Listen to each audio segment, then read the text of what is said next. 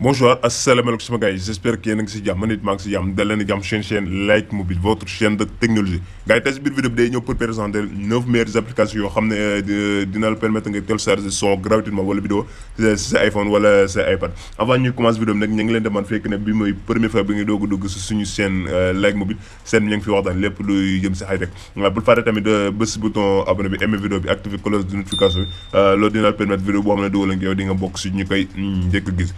tey voilà day ñëw pour présenter 9 meilleures applications yoo xam ne dina la permettre nga télécharger gratuitement première mooy Tidal deuxième mooy Total Fil troisième mooy Frugal Music quatrième mooy Pandora cinquième mooy Sport TV sixième mooy iHeartRadio septième bi mooy Sun iCloud huitième bi mooy YouTube Music et la dernière s'appelle Apple Music tey biir bi dina leen wax benn par benn 9 meilleures applications yi nga xam ne da lay permettre nga télécharger son gratuitement si sa iPhone wala sa iPad mais nag avant ñuy commencer vidéo bi avant ñuy démarrer étape par étape dañ leen wax 9 meilleures applications yi maam yëpp ñoo bokk même modèle ñoo bokk même fonctionnalité yaa xool nag ban moom la si gën a intéressé nga utiliser ko voilà. bon bu fekkee ne Tidal dina la permettre nga télécharger son wala vidéo te dina la permettre ngay def say son bu fekkee ne yaa ngi hors ligne li nga xam mooy Total Fil moom dina la permettre ngay def say streaming musical dina la mën a permettre ngay diglu son même fekkee yaa ngi hors ligne dina mën a permettre tamit voilà ngay diglandoo sa son yaag say xarit ensemble ma ngi dispose 60 000 sa son ak 175 000 vidéo voilà kooku moom comme Tidal voilà bi nga xam mooy Frugal Music waaw moom it dina la permettre ngay may def say streaming musical mi ngi dispose 65 000 sons ak 100 000 de vidéo dina mën a permettre ngay télécharger sa vidéo ak son dina mën a permettre ngay def say son ensemble dina mën a permettre nga jël sa son préféré voilà nga def ko li nga xam moo di sa sonnerie téléphone beneen mooy Pandora Music moom it voilà dina la mën a permettre ngay déglu musique en plus dina mën a permettre ngay def say podcast voilà podcast defoon na si vidéo bu fekk na daf la intéressé voilà dina mën a permettre nga télécharger son ak vidéo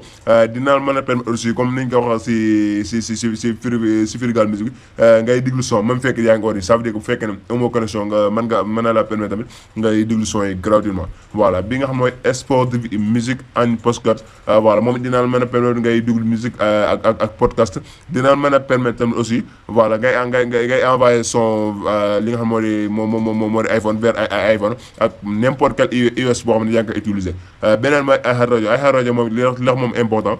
mooy dina la mën a permettre ngay am sa ngay diglu son dina la mën a permettre aussi ngay diglu sa rajo voilà ñëpp xam na bu fekkee iPhone am na iPhone yoo xam ne am na certain iPhone yoo xam ne du am rajo mais iHeartRadio da lay permettre ngay diglu sa rajo comme si nga yow yaa ngi utiliser li nga xam ne moo di iPhone dina mën a permettre tamit aussi nga télécharger son wala sa vidéo voilà mën a permettre tamit nga def ay collage musical ak say xarit voilà mën naa la permettre tamit nga am sa son préféré nga def ko sonal voilà beneen mooy Sun iCloud voilà moom bu fekkee ne yow yaa ngi utiliser li nga xam moo di iOS 15 ba dernier iOS bi voilà moom it dina la permettre bépp son boo xam ne am nga ko rek sans nga am connexion voilà mën nga ko utiliser beneen mooy YouTube Music nag bu fekkee ne yow yaa ngi daan utiliser téléphone Android voilà boo xoolee da nga gis sa téléphone moom da lay permettre nga am bépp information boo xam ne ma ngi jóge YouTube voilà daal di jëm sa téléphone dernière application mooy bi nga xam ne mooy Apple Music moom dina la mën a permettre nga am bépp son boo xam ne voilà maam ba nga ko télécharger waaw bu ngeen seetloo tamit seen iPhone même iPhone bi iPhone 7 bi nga mujjee yor bi mujjee génn boo xoolee da nga ko gis Apple Music ça veut dire que son yi gratuitement boo ko télécharger sans nga am connexion mën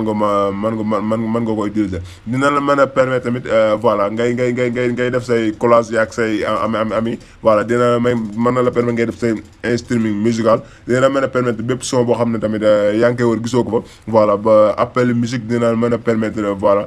nga télécharger parce que may dispose si 100 millions li nga xam moo di ce son ça veut dire que bépp son boo xam ne rek yaa ngi koy war boo ñëwee li nga xam moo di Apple Music mën nga ko xam voilà sama gars yi léegi loolu rek moo doonoon vidéo bi ñu ngi jox di day si beneen astuce ak si beneen vidéo ak Like Mobile voilà jaay